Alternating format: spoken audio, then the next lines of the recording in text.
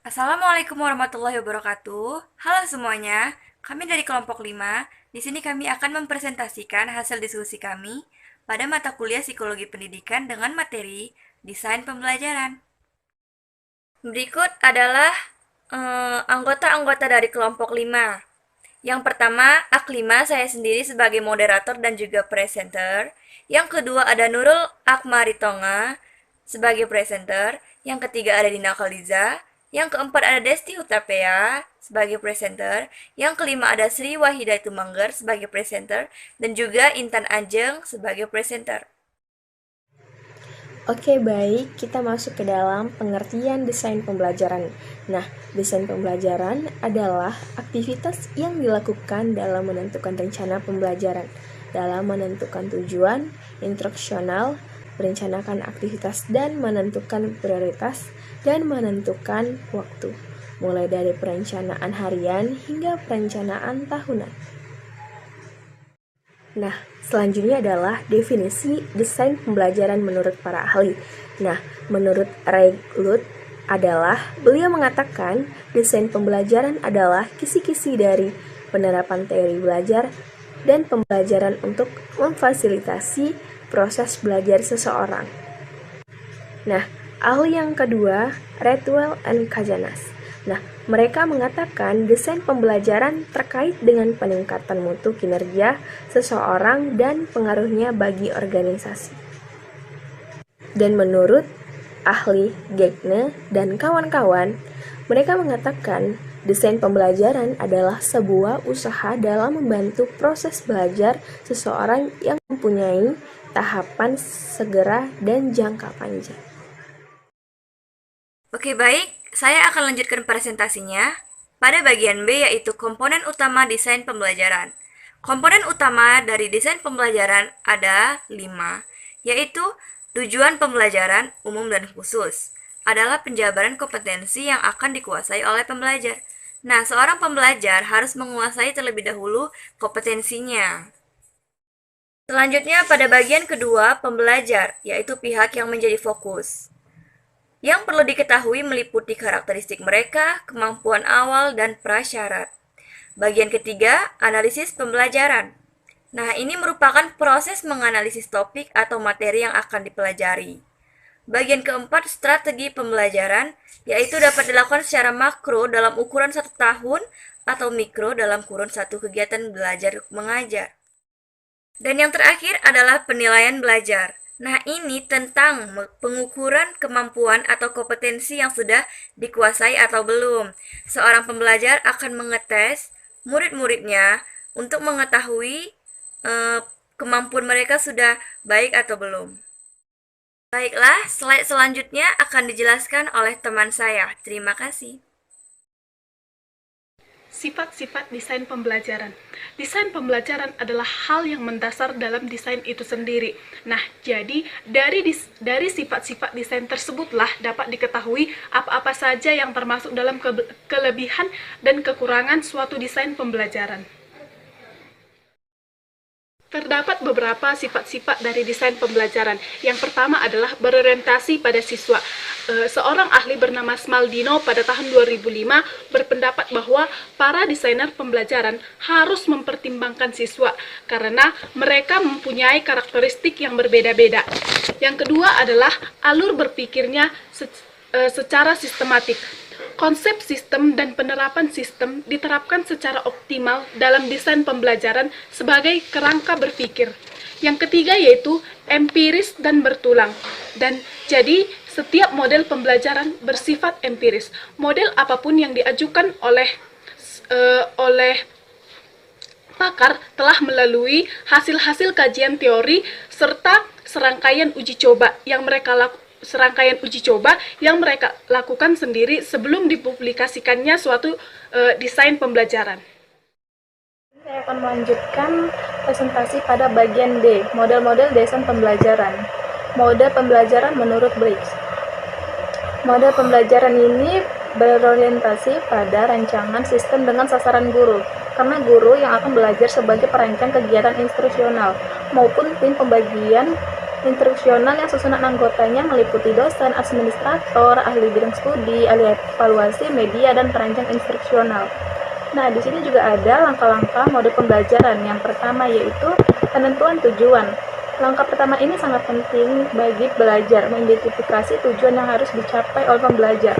Yang kedua, kebutuhan pembelajar yang dituangkan ke dalam tujuan kurikulum tersebut. Kemudian harus dirinci, disusun, diorganisasikan menjadi tujuan-tujuan spesifik. Yang ketiga, rumus tujuan. Setelah tujuan kurikuler yang bersifat umum ditentukan dan diorganisasikan menurut tujuan-tujuan yang lebih khusus. Yang keempat, analisis tujuan, yaitu menentukan bagaimana cara mengajarkan agar tujuan yang telah dirumuskan tersebut dapat dicapai. Yang kelima, penyiapan evaluasi hasil belajar. Penyusunan tes dilakukan pada tahap ini karena arkaiknya dengan tujuan yang ingin dicapai. Yang keenam, sequence jenjang belajar, yaitu menentukan belajar menurut urutan yang dianalisis nomor 4. Yang ketujuh, penentuan kegiatan belajar, yaitu menentukan bagaimana kegiatan belajar mengajar akan diatur agar tujuan yang dirumuskan dapat dicapai. Yang kedelapan, monitoring pelaksanaan kegiatan belajar yang direncanakan. Pada tahap ini, pemantauan pelaksanaan kegiatan belajar dapat dilakukan antara guru sebagai perancang kegiatan belajar.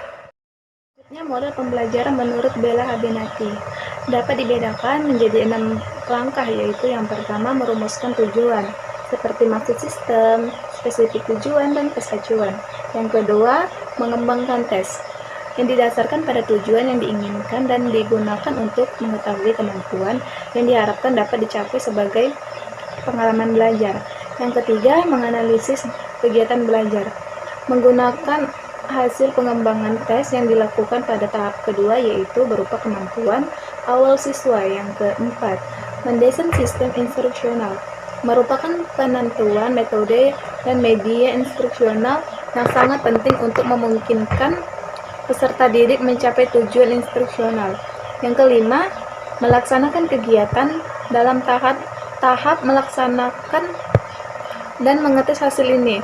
Sistem yang sudah didesain sekarang dapat diuji cobakan atau dites dan dilaksanakan. Dan yang keenam, mengadakan perbaikan.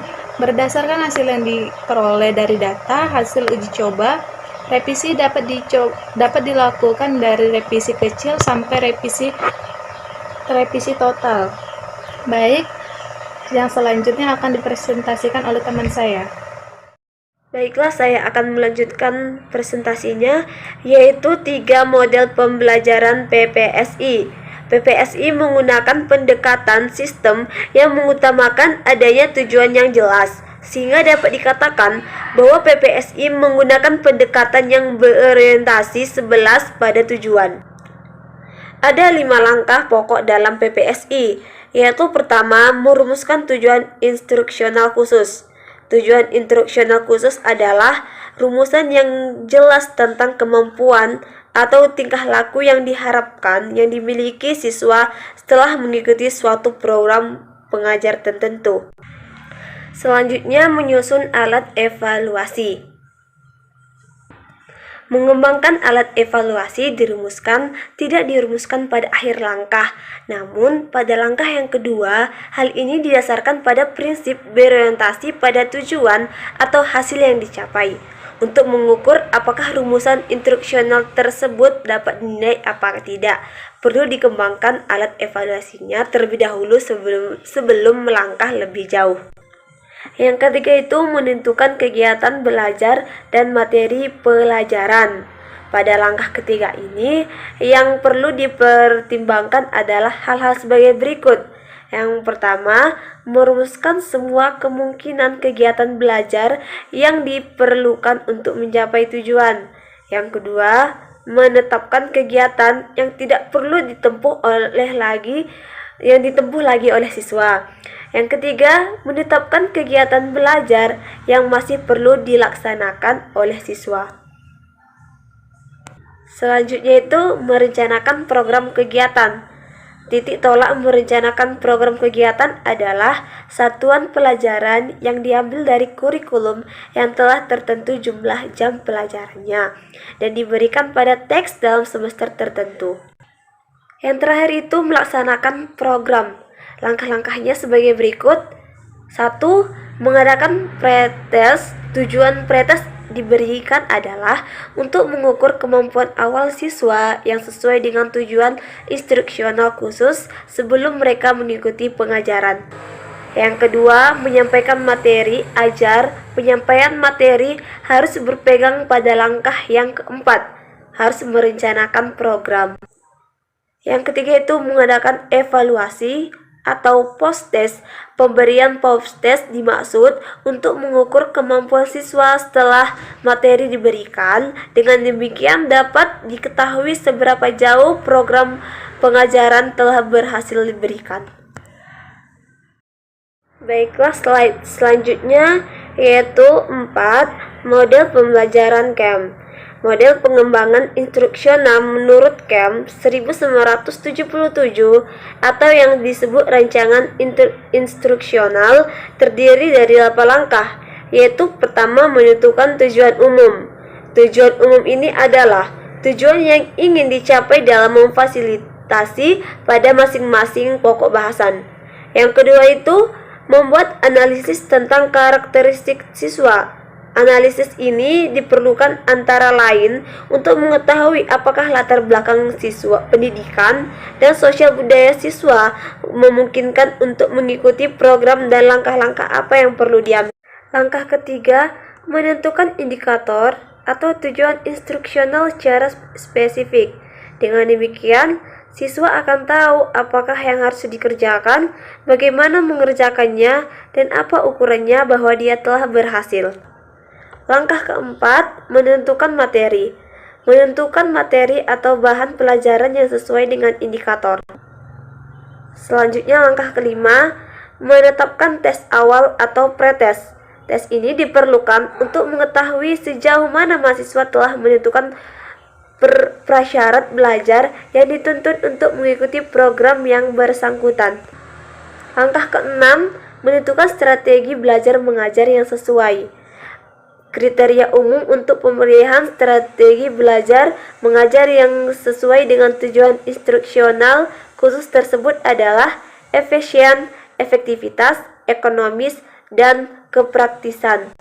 Selanjutnya langkah ketujuh, mengkoordinasi sarana penunjang yang diperlukan, meliputi biaya, fasilitas, peralatan, waktu, dan tenaga. Selanjutnya yang terakhir, langkah ke-8, mengadakan evaluasi. Evaluasi ini sangat diperlukan untuk mengontrol dan mengkaji keberhasilan program secara keseluruhan, yaitu siswa, program instruksional, instrumen evaluasi atau tes, dan metode. Terima kasih.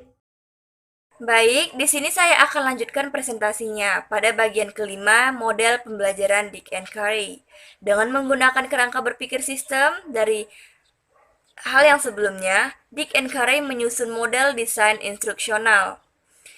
Dick and Carey mengatakan untuk model pembelajaran mereka mengatakannya model desain instruksional, yaitu sebuah instruksi untuk mendesain pembelajaran. Yaitu ada 10 langkahnya. Yang pertama, mengidentifikasi tujuan pembelajaran. Nah, mengidentifikasi tujuan pembelajaran ini adalah menentukan apa yang dikehendaki oleh guru agar dapat dilakukan oleh siswa pada selesai mereka mengikuti pembelajaran. Yang kedua, melakukan analisis pembelajaran. Setelah mengetahui tujuan pembelajaran, guru hendaknya menentukan jenis pembelajaran apa yang bagaimana dikehendaki oleh siswa tersebut. Yang ketiga, mengidentifikasi perilaku awal dan karakteristik. Nah, di samping mengenali keterampilan bawahan dan langkah-langkah prosedural yang harus dimasukkan dalam pembelajaran, maka perlu untuk mengenali keterampilan dari karakteristik siswa-siswanya. Jadi, seorang guru harus mengenal setiap karakteristik siswanya. Yang keempat, merumuskan tujuan pembelajaran. Nah, seorang pengajar sebelum menyusun desain pembelajaran harus merumuskan tujuan pembelajarannya. Dia harus menganalisa pembelajaran, dan keterangan tentang tingkah laku masukan, pembelajar menyusun pernyataan spesifik tentang keterampilan apa yang dimiliki oleh siswa. Yang kelima, mengembangkan butir tes acuan kriteria. Nah, seorang pengajar berdasarkan tujuan khusus atau kompetensi dasar yang telah dirumuskan, guru atau pengajar membuatlah sebuah tes yang sudah ditentukan berdasarkan kriteria dari keterampilan-keterampilan karakteristik siswanya yang sudah ditentukannya. Yang keenam, mengembangkan strategi pembelajaran, yaitu dengan adanya keterangan dari langkah-langkah sebelumnya, guru harus memulai mengenali strategi yang akan digunakan. Yang ketujuh, mengembangkan dan memilih bahan pembelajaran. Nah, langkah ini didasarkan atas strategi pembelajaran yang sudah ditentukan oleh guru, sehingga kegiatan pengembangan dan memilih bahan pembelajaran meliputi buku, bahan ajar, tes, dan buku pegangan guru. Yang kedelapan, merancang dan melakukan evaluasi formatif. Nah, kegiatan ini adalah melakukan serangkaian penilaian dengan maksud mengumpulkan data yang digunakan untuk mengidentifikasi teknik-teknik. Yang kesembilan, merevisi pembelajaran. Nah, dari yang kedelapan tadi, yaitu merancang dan melakukan evaluasi, nah, pada yang kesembilan inilah guru melakukan analisis kembali dari hasil evaluasi yang telah dilakukan untuk mengetahui kesulitan apa yang dialami oleh siswa dalam mencapai tujuan dan untuk menghubungkan kesulitan tersebut dengan kekurangan tertentu dalam proses pembelajaran. Dan yang terakhir, melakukan evaluasi sumatif. Nah, langkah inilah yang mengadakan tindakan penilaian secara keseluruhan. Bisa dikatakan sebagai penilaian akhir yang dimulai dari pertemuan pertama sampai terakhir. Oleh karena itulah, idealnya penilaian ini tidak hanya melibatkan guru, namun juga tim-tim evaluator yang independen atau tim-tim lainnya yang profesional. Baiklah, kesimpulan yang dapat ditarik dari hasil presentasi hari ini adalah desain pembelajaran adalah aktivitas yang dilakukan dalam menentukan rencana pembelajaran, dalam menentukan tujuan instruksional, merencanakan aktivitas, dan menentukan prioritas, dan menentukan waktu mulai dari perencanaan harian hingga perencanaan tahunan. Nah, adapun sifat-sifat dari model desain pembelajaran yaitu berorientasi pada siswa, alur berpikir, sistem dan sistematik, serta empiris dan berulang. Nah, sehubung dengan hal tersebut, ada juga bagian dari model-model desain pembelajaran, yakni model pembelajaran menurut Briggs, model pembelajaran Bella Abernethy, model pembelajaran PPSI, model pembelajaran Camp, dan model pembelajaran Dick and Carey. Sekian presentasi dari kelompok 5. Nah, kami dari kelompok 5 membuka sesi tanya jawab untuk teman-teman yang kurang mengerti dari penjelasan yang telah kami berikan. Dipersilahkan untuk bertanya. Dan sebelumnya, kami dari kelompok 5 memohon maaf jika ada salah kata dan kurang mengerti tentang penjelasan kami. Terima kasih. Wassalamualaikum warahmatullahi wabarakatuh.